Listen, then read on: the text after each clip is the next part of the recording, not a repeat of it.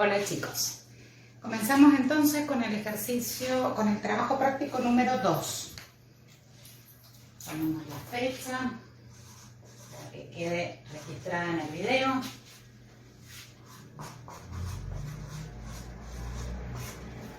El trabajo práctico número 2 trata de funciones, así como en el 1 habíamos visto conjuntos y toda la nomenclatura, habíamos aprendido la nomenclatura para nombrar a los conjuntos. Ahora vamos a tratar de identificar en estos tres gráficos si estas relaciones son o no funciones de acuerdo a las dos condiciones que debían cumplir las relaciones para ser consideradas funciones, que eran la existencia, es decir, que todos los elementos del conjunto de partida tenían su correspondiente imagen, y la unicidad, que un elemento del dominio no podía tener más de una imagen.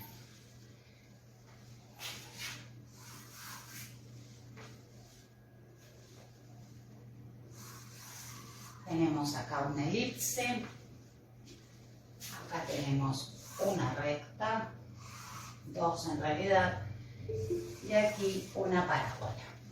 Y tenemos que decir si estos gráficos son o no funciones.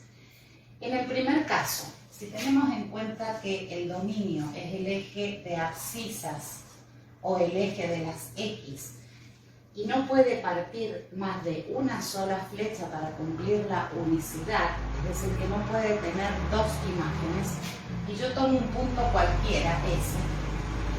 Para ese punto yo veo que tengo esa imagen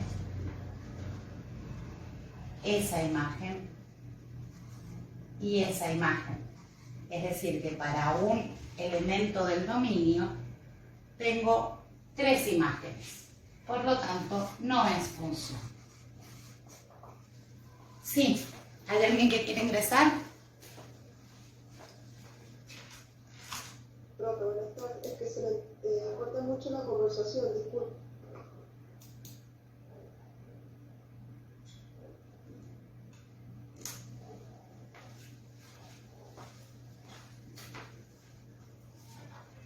A ver. Debe ser problema de señal. ¿Todos tienen problemas de conexión? ¿Es generalizado para todos? Yo también escucho media siempre cortado. Cortado. Bueno, voy a intentar hablar más lento, pero por lo menos sigan la pizarra. Vayan ustedes copiando en la pizarra. Les voy a dar tiempo para que copien los ejercicios y para que no se queden atrás. Decía entonces que en este caso yo tomo un punto cualquiera del eje X y verifico cuál es su imagen y veo que tiene tres imágenes. Por lo tanto, esta relación no puede ser función porque no cumple con la unicidad. En este caso, imaginemos que vamos a tomar este punto del eje X y pasa exactamente lo mismo que en el ejemplo anterior. Tenemos esa imagen y esa imagen en Y. Por lo tanto, tampoco es función. Pero aquí, si yo tomo ese punto o ese punto, cada uno de los puntos tiene una imagen en el eje Y. Por lo tanto, esta relación sí es función. Y lo mismo sucede con la parábola.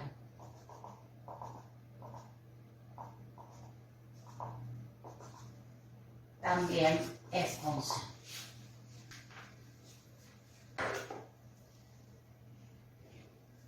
Los dejo para que vayan copiando.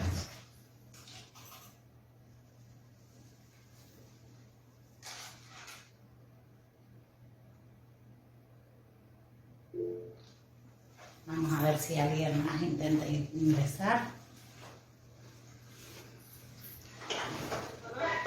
Ah, está al revés. Ahora lo damos vuelta.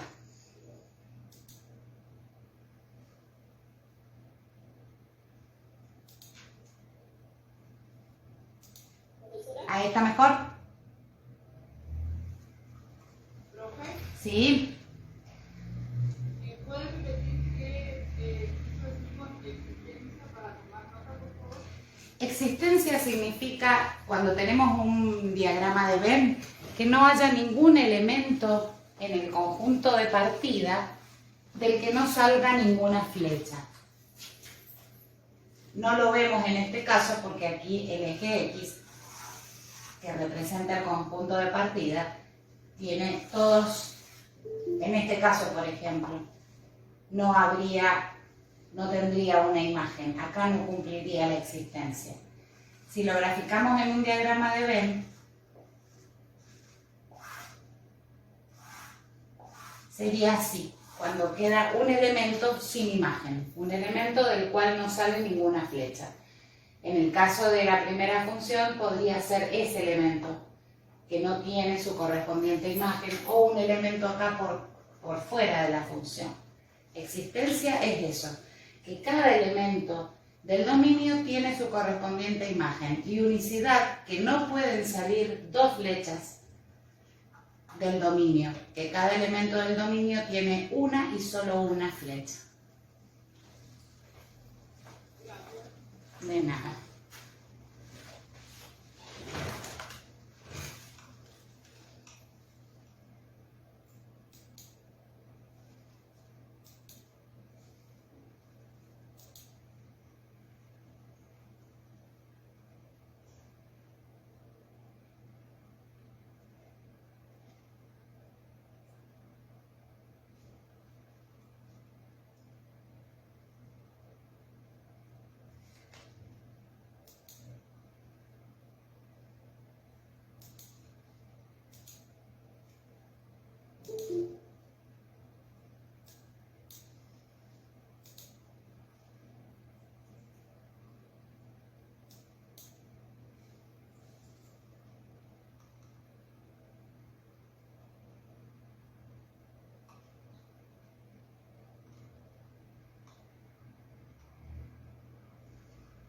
Hay una niña que acaba de ingresar, Antonella, que no me figura en la lista, o estás usando el correo de otra persona, Antonella.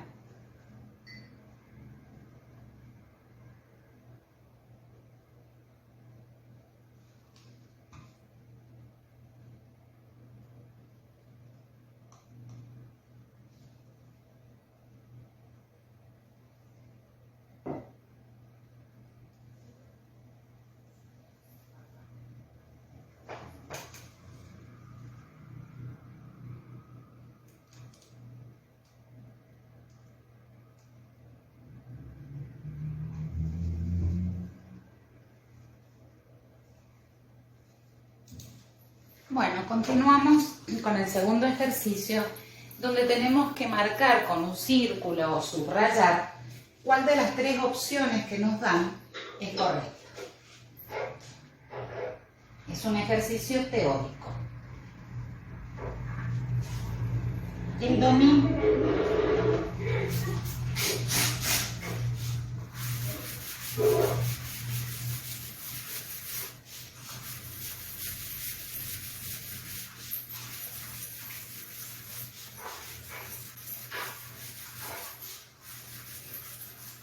María Rodríguez Suárez tiene suerte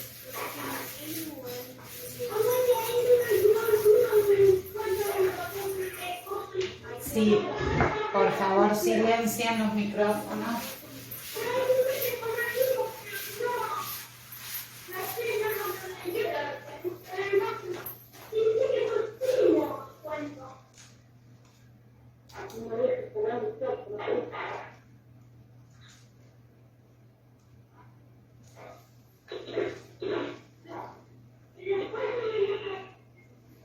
Díganle, por favor, porque si yo me pongo el mosaico para ver de quién es el micrófono, se me pierde la imagen. Avísenle a ustedes que lo cierren.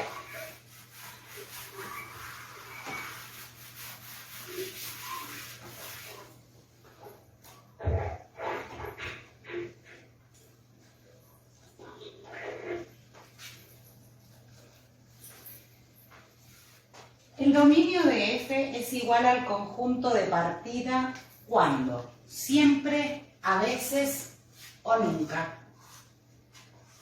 Recuerden que si teníamos A y B, A es el conjunto de partida, B es el conjunto de llegada y el dominio son aquellos elementos que tienen una imagen en el conjunto de llegada. Entonces, ¿qué opinan? El dominio es igual al conjunto de partida en una relación que sea función. Siempre, a veces o nunca. ¿Qué dicen ustedes? Habíamos dicho recién que para que una relación fuera función necesitaba cumplir dos condiciones, la existencia y la unicidad. Siempre.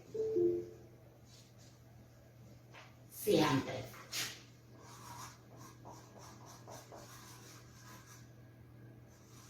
Porque en este caso, donde el dominio no es igual al conjunto de partida, este sería el dominio, este es el conjunto de partida, no es función.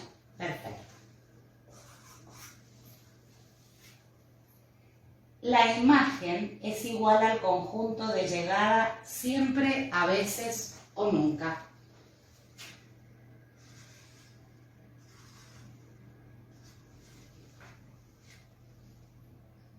A veces. Bien, a veces.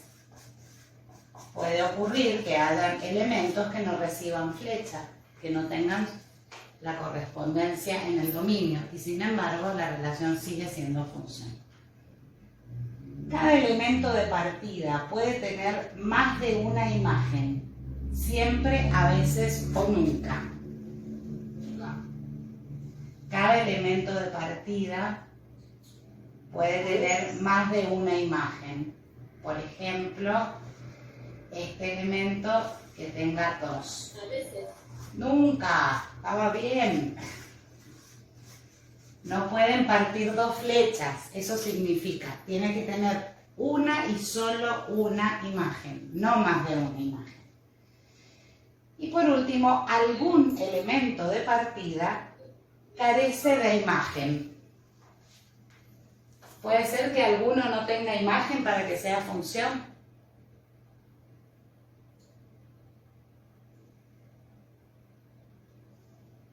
Como en este caso que no tiene imagen, No. no puede ser, nunca.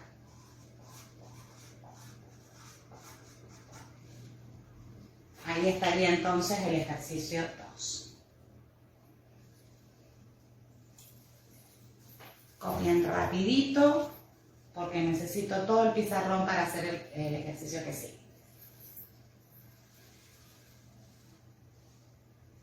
Vamos a aprender varias cosas en este próximo ejercicio.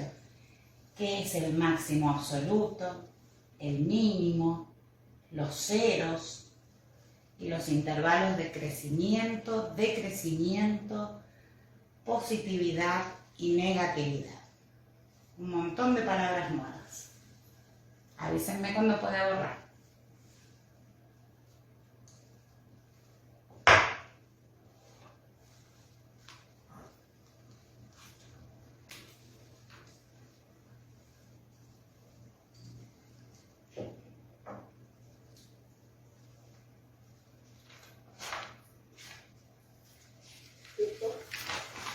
Ok.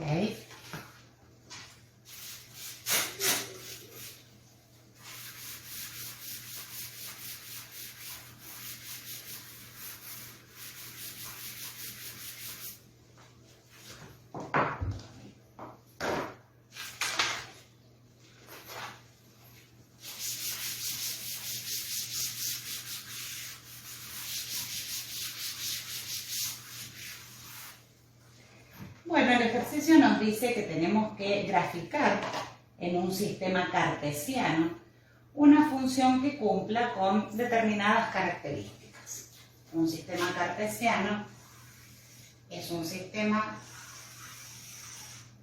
donde tenemos un eje de abscisas, que le llamamos X, y un eje de ordenadas, que le llamamos Y. En este sistema vamos a determinar el dominio, que está dado por un intervalo. Los intervalos se expresan con corchetes cuando están cerrados y con paréntesis cuando están abiertos. Y el dato que tenemos es que es un intervalo cerrado que va desde 8 a 10. ¿Dónde se mide el dominio? Ya lo habíamos dicho antes, el dominio se mide en el eje de las X. Entonces, desde el punto 0, 0, desde el par ordenado 0, 0, vamos a contar 10 lugares hacia la derecha, que son los números positivos.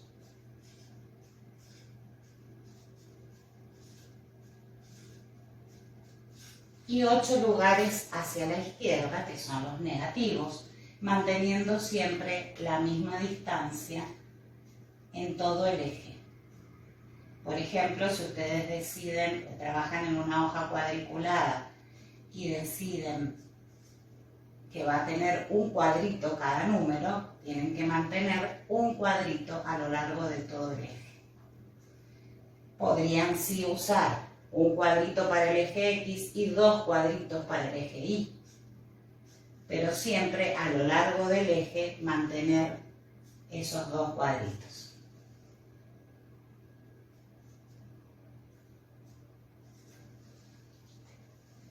Es decir, que acá ya tenemos un parámetro de por dónde va a pasar la función. No puede ir más allá del menos 8 y del 10. La imagen va desde el menos 6 hasta 9.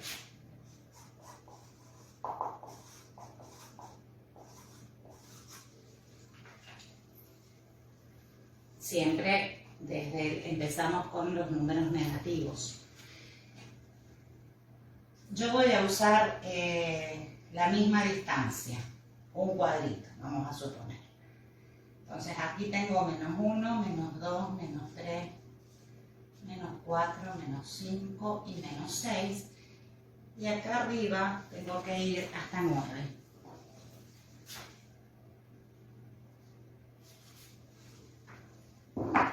Intentando mantener la misma distancia entre cuadritos.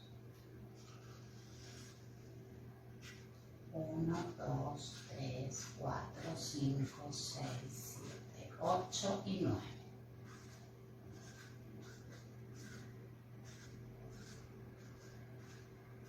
Y ese es el par ordenado 0, 0. Ya tengo entonces acá los límites por donde va a pasar la función. Va a estar ubicada en este rectángulo, sin ir más allá de ese rectángulo. ¿Qué otra cosa nos dice? Que el máximo absoluto de la función lo va a adquirir cuando la x vale menos 8. Eso significa que en este punto la función va a adquirir su mayor valor. ¿Puede adquirir un valor 10 o 15? No, porque dijimos que la imagen iba a ser desde el menos 6 hasta 9. Entonces el máximo valor que puede adquirir va a ser en el punto menos 8, 9. En el par ordenado, menos 8, 9.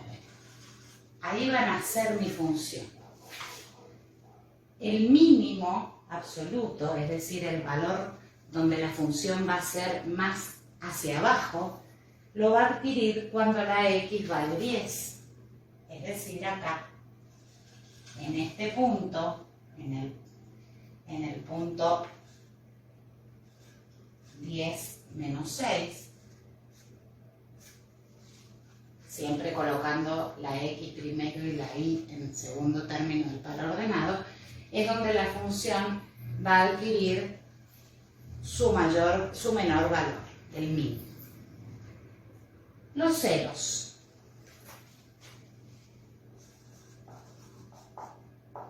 Máximo dijimos que era para x menos 8, mínimo para x igual 10. Los ceros son aquellos puntos que tiene la curva donde se tocan, donde se interceptan con el eje de las X. Y va a ser para la X igual a menos 2, a 6 y a menos 5. X igual a menos 2, X igual a 6 y X igual a menos 5. Y los voy a marcar con otro color. X igual a menos 2, por acá va a pasar la función. X igual a 6 y X igual a menos 5. Ya estoy en condiciones de hacer un dibujo a mano alzada de la función. Por ejemplo, nosotros sabemos que viene desde acá. Puede pasar por ahí, puede subir, puede ir por ahí y puede bajar, pero no más de eso, porque esos son los límites que yo tenía prefijados para mi función. ¿Dónde puedo moverme con libertad? Acá. La puedo hacer más ancha si quiero, siempre que pase por acá. Acá la puedo hacer más larga, siempre que no supere este tope que tengo de menos 6. Podría haberlo hecho hasta ahí. Ahí me puedo volver para allá. Puedo pasar por ahí, siempre tengo que pasar por ahí. Y ahí puedo hacer una curvita y siempre terminar en el límite que tengo. El dibujo que yo haga de la función cuando las hago a mano alzada puede ser como a mí me guste, siempre y cuando respete los ceros y el máximo, el mínimo y la imagen del dominio. Ahora nos dice que indiquemos los intervalos de crecimiento, decrecimiento, positividad y negatividad. ¿A qué se refiere eso? El intervalo de crecimiento es donde la curva es ascendente, es decir, esta parte es la única ascendente que tiene, porque acá tenemos decrecimiento y acá tenemos decrecimiento. Esto va a depender de cómo hayan dibujado cada uno de ustedes la curva, porque por ejemplo, vamos a suponer que acá empieza a subir en la X igual a menos 4 y sube hasta, esta la voy a tener que hacer un poquito más abajo, hasta aquí, que es donde atraviesa el eje Y. Todo esto va a estar más abajo que S3. Entonces, ¿en qué parte la curva crece? Desde acá hasta acá. Desde menos 4 hasta 0, porque siempre los intervalos se miden en función del eje X. Entonces, el crecimiento va a estar dado por el intervalo menos 4, 0. El decrecimiento va a estar dado desde acá hasta acá, decrece. Es decir, desde menos 8 hasta menos 4.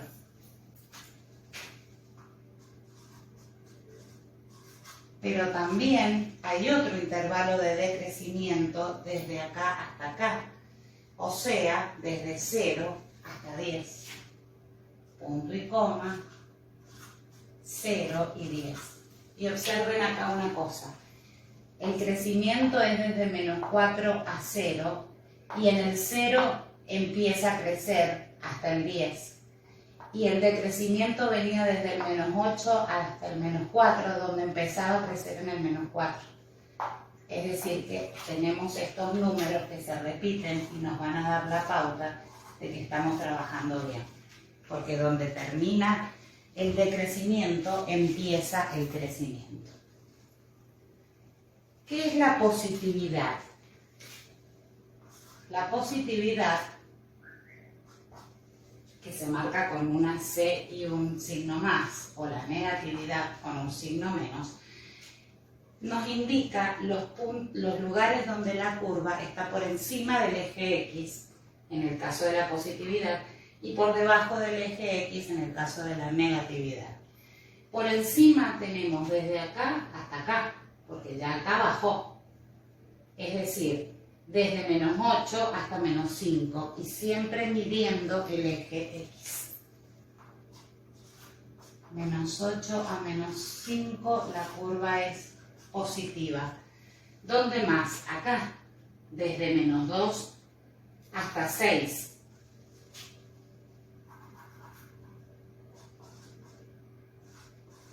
También es positiva la curva allí.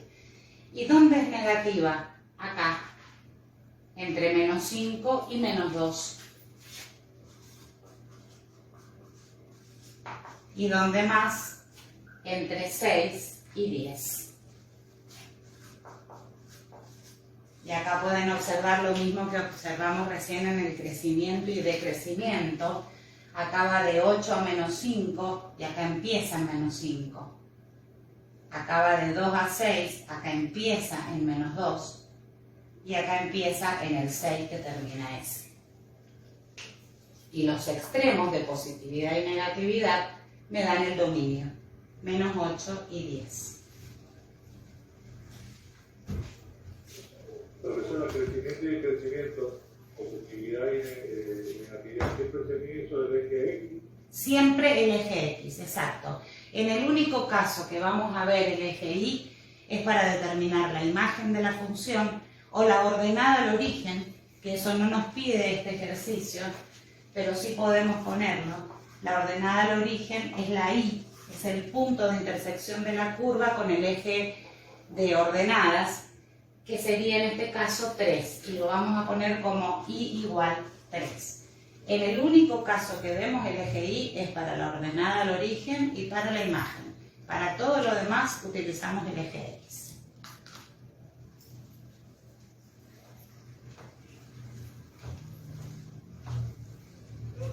Sí. Igualmente esos números que usted no dijo que eran relativos, cuando salga el dibujo, ¿verdad? Por ejemplo, el 3, sí, porque vos podés hacer que la curva cruce en el 6 o en el 7. Sí, todo eso depende del dibujo. De nada.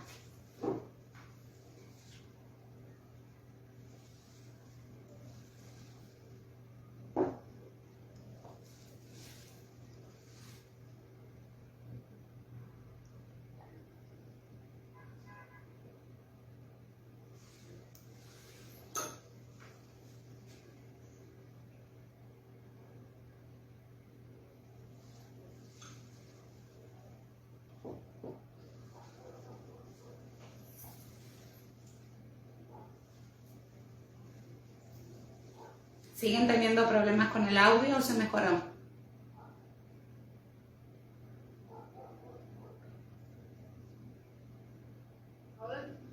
Bueno.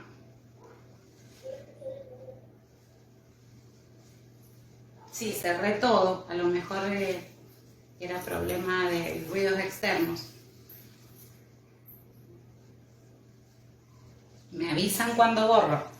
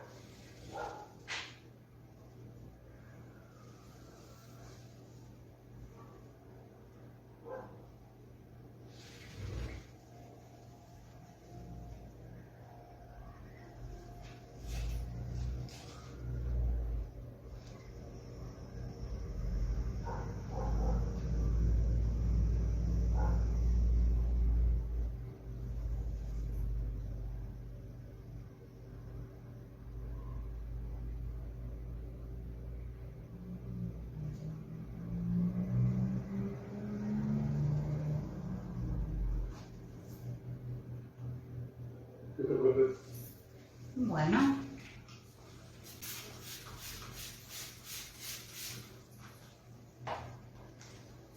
ejercicio es el número 6, que hoy no lo vamos a ver.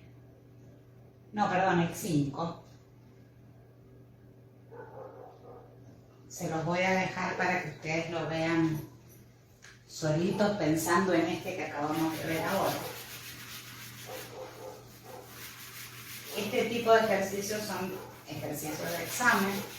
En el examen parcial seguramente va uno de estos. Puede también ir en el final. Así como el de diagrama de Venn de conjuntos. Son ejercicios que siempre van en los exámenes.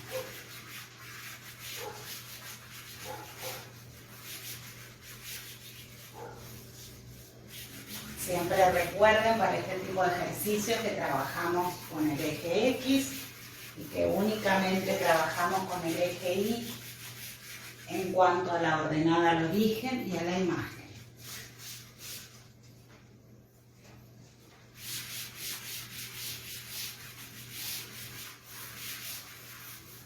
Bueno, vamos a dibujar funciones. Nos han dado 3 ejemplos para dibujar. F de X igual a X. Este es el 4. Vamos a indicar si estas funciones son pares o impares. F de X igual X. G de X igual a 2X al cuadrado. Y h de x es igual a seno de x. Ayer veía un video de una profesora de la Universidad de La Plata, se los voy a compartir en el grupo, donde explica las funciones y nos dice que la función es una máquina, lo compara con una máquina, donde yo a la máquina le doy una orden y la máquina me responde con un resultado. En el caso de la función, yo a la máquina le digo que yo le meto un número cualquiera, x, y que ese número lo tiene que multiplicar y elevarlo al cuadrado, y multiplicarlo por 2 y elevarlo al cuadrado. A eso se refiere con una función. Ya tengo la función entonces, que está expresada como función de x, donde la x la elevo al cuadrado y la multiplico por 2, y obtengo el resultado de la función. Esto lo puedo hacer a través de una tabla, donde le voy a dar valores a la x, positivos y negativos, incluido el 0. Y cuando la x vale 1, en el caso de la primera función, la y también va a valer 1, porque van a ser iguales. Lo mismo que vale la x es el valor que va a adoptar la y. Cuando la x vale 2, la y vale 2. Cuando vale 0, la y vale 0. Cuando vale menos 1, la y vale menos 1. Y cuando vale menos 2, la y vale menos 2. Si yo esto lo grafico en un par de ejes cartesianos,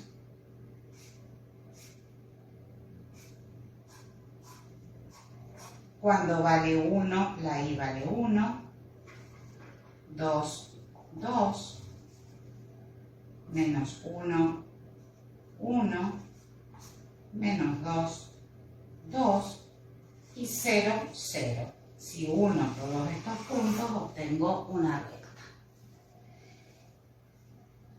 En el segundo caso, voy a hacer la misma tablita. Voy a darle los mismos valores a la x, que puedo darle valores aleatorios. Solo que con estos 5 valores abarco los positivos, los negativos y el 0. Y ahora voy a meterle el número 1 y le voy a decir que me lo transforme en 2 por 1 al cuadrado. 1 al cuadrado es 1, por 2, 2. Voy a meterle ahora el número 2 y le voy a indicar que me lo eleve al cuadrado y lo multiplique por 2. 2 por 2 al cuadrado, 2 al cuadrado es 4, por 2, 8. Si le pongo un 0 a la x y le elevo al cuadrado, todo número multiplicado por 0, porque 0 al cuadrado es 0, me va a dar 0. En cambio, si en este caso le meto un número negativo y yo tengo que elevar ese número negativo al cuadrado, como la base negativa y el exponente par me indica que el resultado es positivo, esto me va a quedar 1 positivo por 2, 2 positivo. Y en el caso del menos 2, menos 2 al cuadrado es 4 positivo por 2, 8 positivo.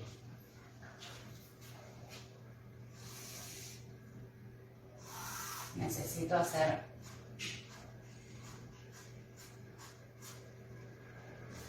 más alto el eje Y, porque acá únicamente voy a tener 1, 2, menos 1 y menos 2. Cuando la X valía 1, la Y vale 2. Cuando valía 2, 8, menos 1, 2, y menos 2, 8. Y este gráfico se conoce como parábola, que intenten hacerla ahí.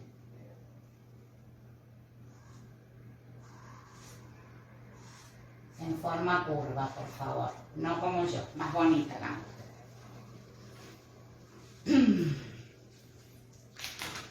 Pero el ejercicio nos decía que teníamos que indicar qué funciones eran pares y qué funciones eran impares.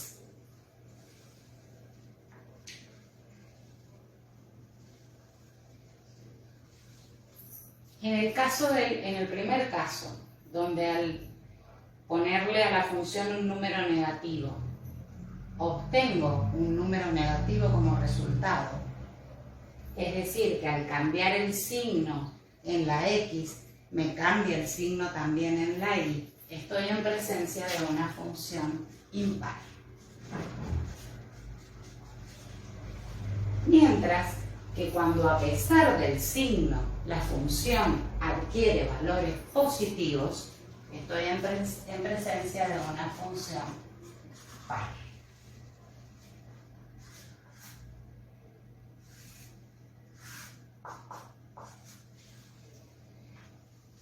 En el caso de esta función trigonométrica, no le vamos a dar valores 0, 1, 2, menos 1 y menos 2, porque se nos haría muy largo el ejercicio. Tendríamos que darle los valores de los ángulos de la circunferencia trigonométrica. Parece un huevo más que un círculo esto.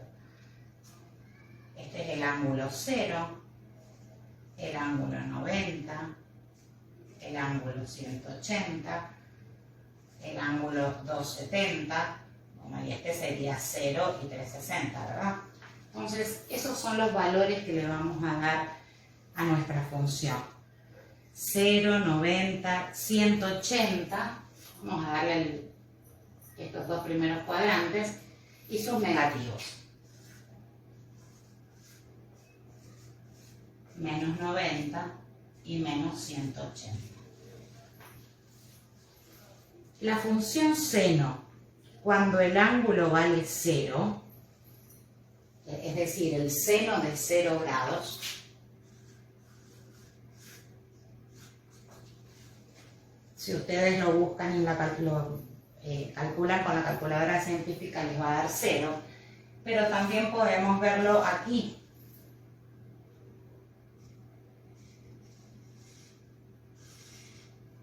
¿Cuánto se eleva?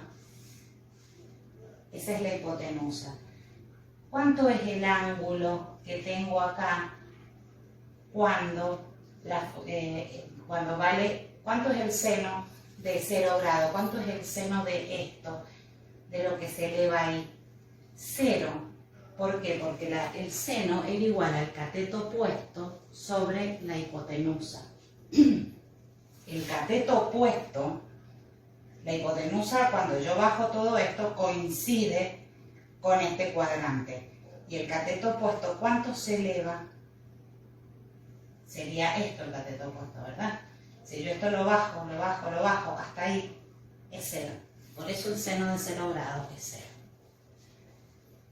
En cambio, el seno de 90 grados, yo esto lo voy subiendo, acá llego a 90 grados. ¿Cuánto vale esto? En la circunferencia trigonométrica todo esto vale 1. Es decir, que el seno de 90 es 1. Y en el caso del seno de 180, es lo mismo que acá, pero traído al otro cuadrante. También es 0, porque no se eleva nada. Si yo esto lo bajo, lo hago ínfimo y se me transforma en 0. Mientras que en el caso del seno de menos 90, que serían estos 270,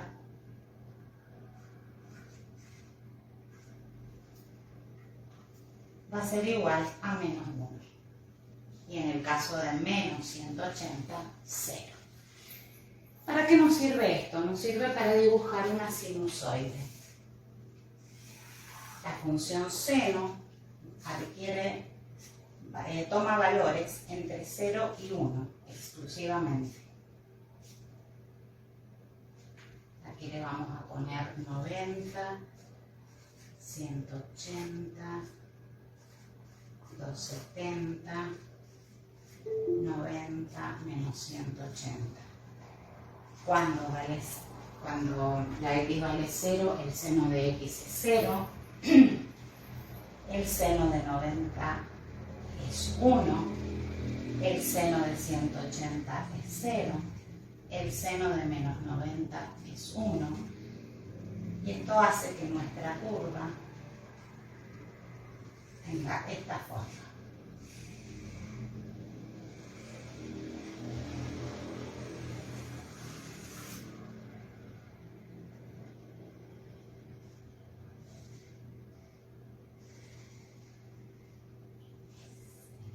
Ay, no, acá era menos 1.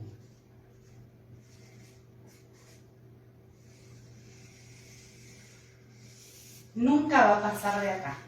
Nunca va a pasar ni de 1 ni de menos 1. Siempre se va a mover la curva entre 1 y menos 1. Esa sería entonces la sinusoide. ¿Y qué piensan? ¿Es par o impar? Si dijimos que par era cuando yo le daba un número negativo a la x y se me transformaba en positivo en la y. E impar cuando yo le daba un número negativo y seguía siendo negativo. ¿Cómo es en este caso? Perfecto.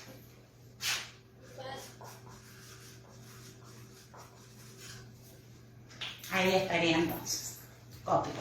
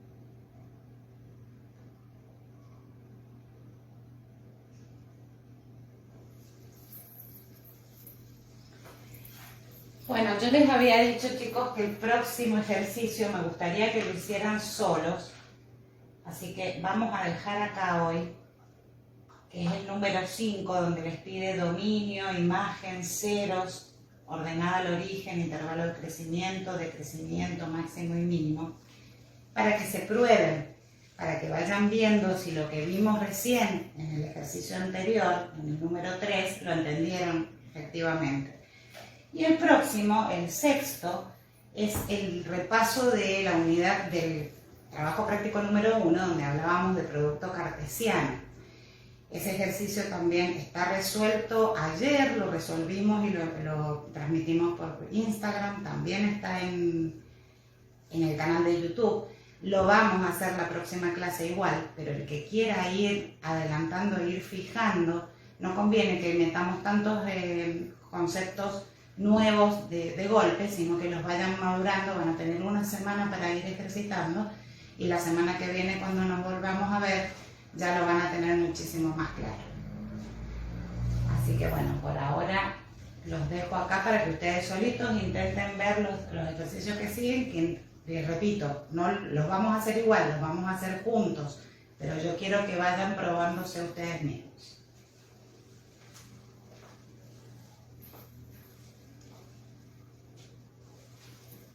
Entonces, yo tengo una duda. Sí.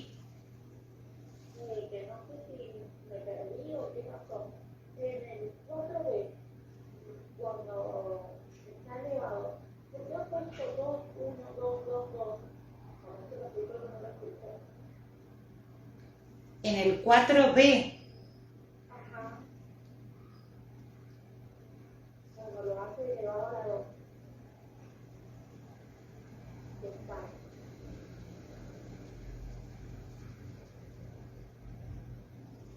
no entiendo dónde, a ver.